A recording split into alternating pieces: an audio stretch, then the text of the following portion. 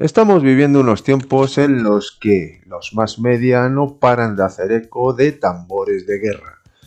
Hay mucha gente que ve estos temas como mero entretenimiento y de manera muy banal, sin llegar a tener conciencia de lo que supone el hecho bélico. Gasto económico enorme que no es sostenible, ruina y desolación.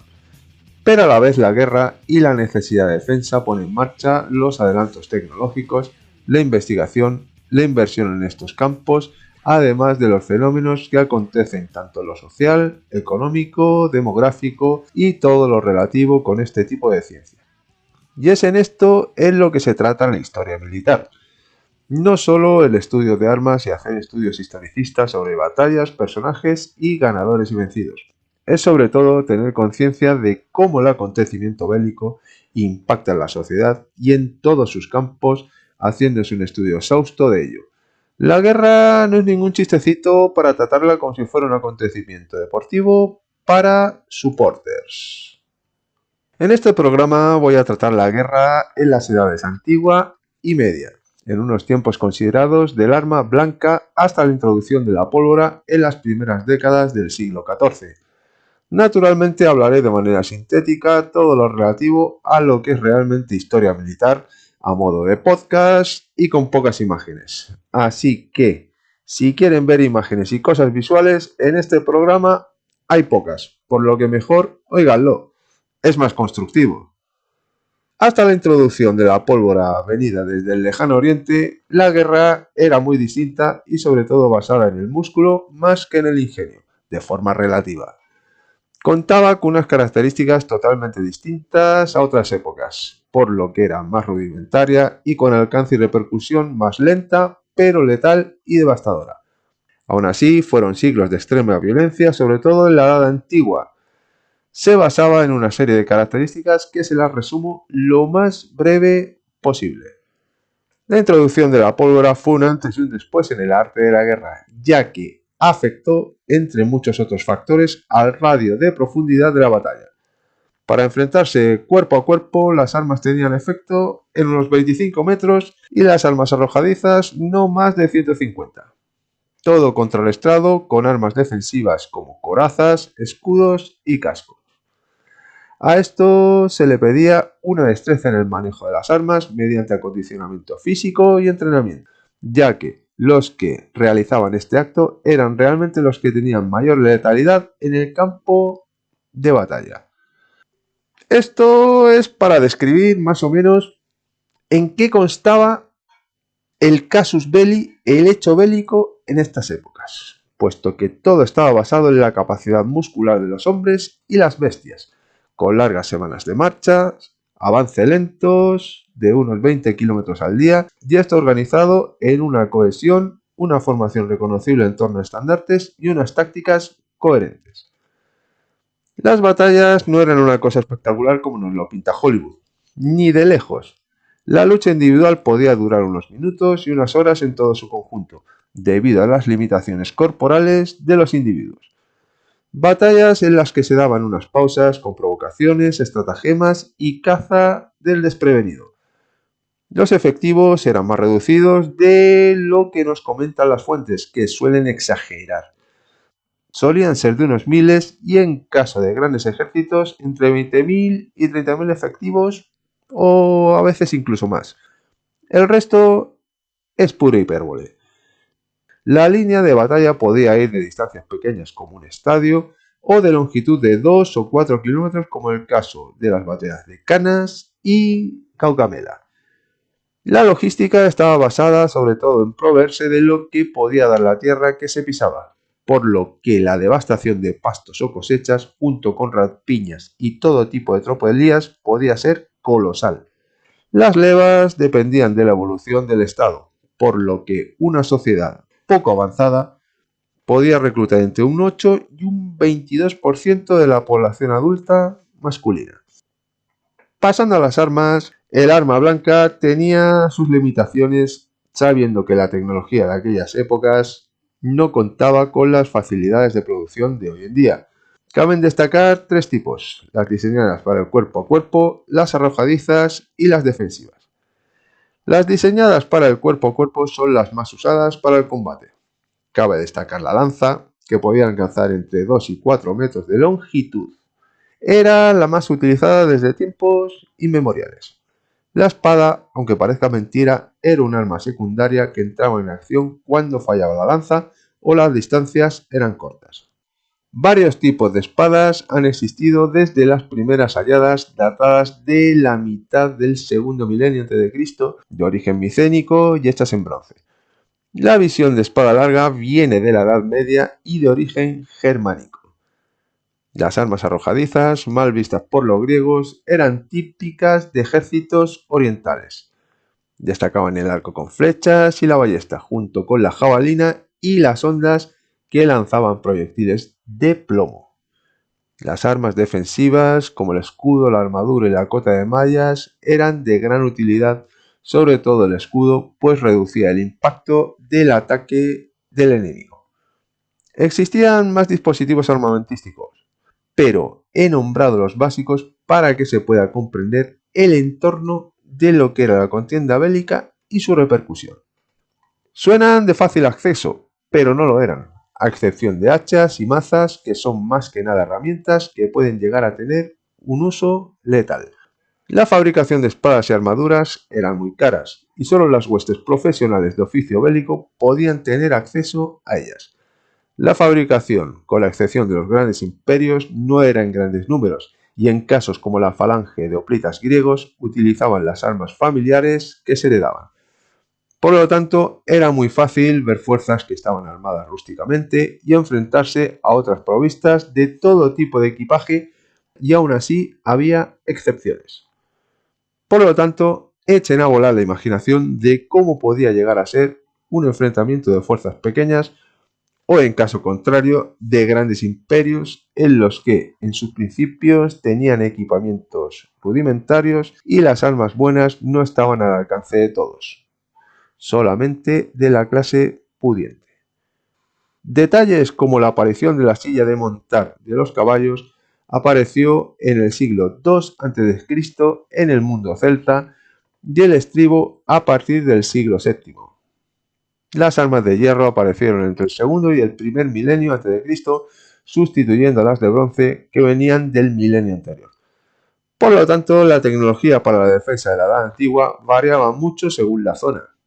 En la Edad Media hubo algunas variaciones en cuanto a las características de las mismas armas utilizadas.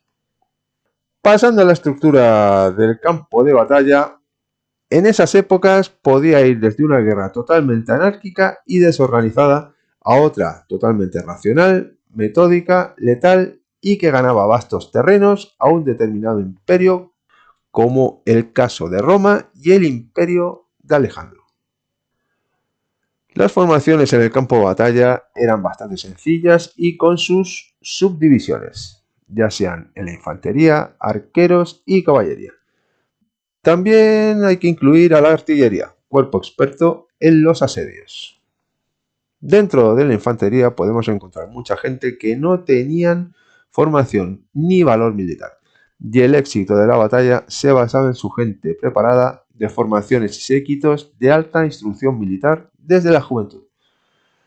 Este es el caso de Esparta, del batallón tebano y séquitos de señores feudales medievales. La caballería tenía un alto valor, pues desde la pesada y acorazada, que solían arrasar en la lid, hasta la ligera, que desbarataba y confundía al enemigo.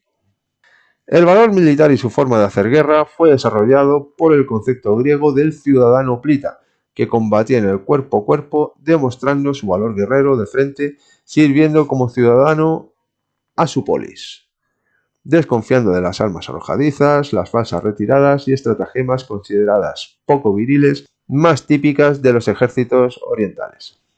Es la llamada forma de guerra occidental, que fue desarrollada en Europa al margen del mundo mesopotámico, más centrado en otras maneras distintas de guerrear. La disciplina se ganaba en la instrucción. Esta es la base del ejército de Roma y su formación de soldados. Hay que señalar la diferencia entre un guerrero y un soldado. Los guerreros podían demostrar mucha bravura, pero funcionaban más con autonomía propia que a una disciplina de conjunto. Sin embargo, el soldado recibía un intenso entrenamiento y su función era más eficaz. Es el caso del ejército macedónico de Alejandro y también del ejército romano, que recibió una fuerte profesionalización desde las reformas de Cayo Mario alrededor del 100 a.C. De hecho, todo este conglomerado funcionaba en obediencias a jefes militares y en base a lealtades, motivo por el que faltar a ello era sinónimo de casus belli. Lo mismo para el caso de atacar por cuenta propia. La jerarquía militar se empezó a hacer evidente según avanzaban en desarrollo las sociedades, surgiendo lealtades que motivaban a actuar en batalla. Muy extendido era el caso de tropas mercenarias, muy profesionales, pero que se desconfiaban de ellas, ya que podían irse con el mejor postor que apareciera.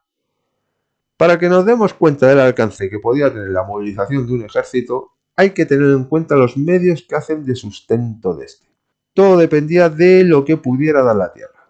Pasto para los caballos, víveres para los soldados, mantenimiento, creación de puentes y campamentos, por lo que la devastación de un terreno y sus consecuentes saqueos en la población sometida podía llegar a ser desolador.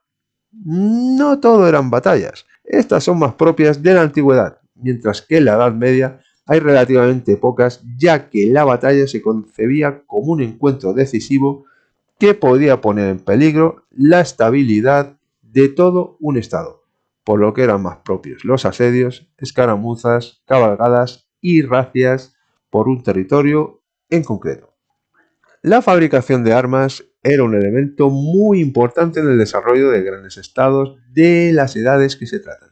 Normalmente no eran muy abundantes los arsenales de armas y su fabricación guiada por el Estado, sino que, como el caso griego, un ciudadano tenía sus propias armas heredadas por generaciones. Casos notables de industria armamentística de la época y sus arsenales son el caso del Egipto faraónico, el Imperio hitita y las fabricae romanas con las que se proporcionaba el armamento que podía necesitar la soldadesca. La artillería con la necesidad de asediar una fortaleza o un castillo que solían ejercer el control militar en un territorio, la creación de la catapulta alrededor del 400 a.C. por Dionisio I de Siracusa y el perfeccionamiento de los métodos de asedio con torres y gente especializada en todos los campos desde los tiempos de los asirios hizo crear un despliegue tecnológico que alcanzó su clímax con el asedio de Constantinopla en 1453 por los turcos otomanos, ya usando cañones como artillería. El fuego griego era muy reconocido en las maniobras de artillería, secreto usado solamente por los bizantinos. La batalla naval no estaba muy desarrollada, siendo pioneros en su uso la escuadra ateniense de colostro y remes, que maniobrando con más eficacia hacían posible abordajes de fuerzas hoplitas. Este sistema fue perfeccionado por los romanos, llegándose a crear en siglos posteriores naves mucho más pesadas y que podían transportar mayor número de combatientes e incluso material logístico y artillería. Los pueblos más rudimentarios, y no por ello feroces, solían tener embarcaciones solamente para el transporte de infantería, mandada a arrasar y saquear un territorio, como el caso de los vikingos escandinavos. Como conclusión, solamente destacar lo nombrado al principio del programa. La erupción de la pólvora y las armas de fuego hizo cambiar totalmente las técnicas y las estrategias de los estados, por lo que el arte de la guerra cambió radicalmente, teniéndose que adaptar a las nuevas circunstancias tecnológicas.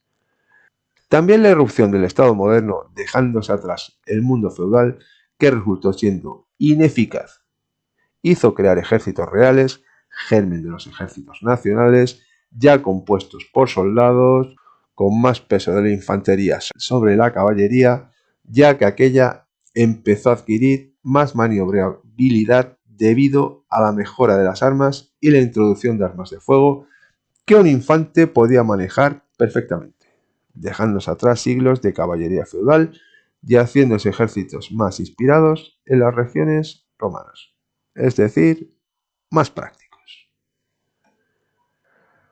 Bueno, y si esta charlita te ha gustado, le das al like, te suscribes es gratis, no va a pasar nada y como siempre te lo digo y no te lo cuento.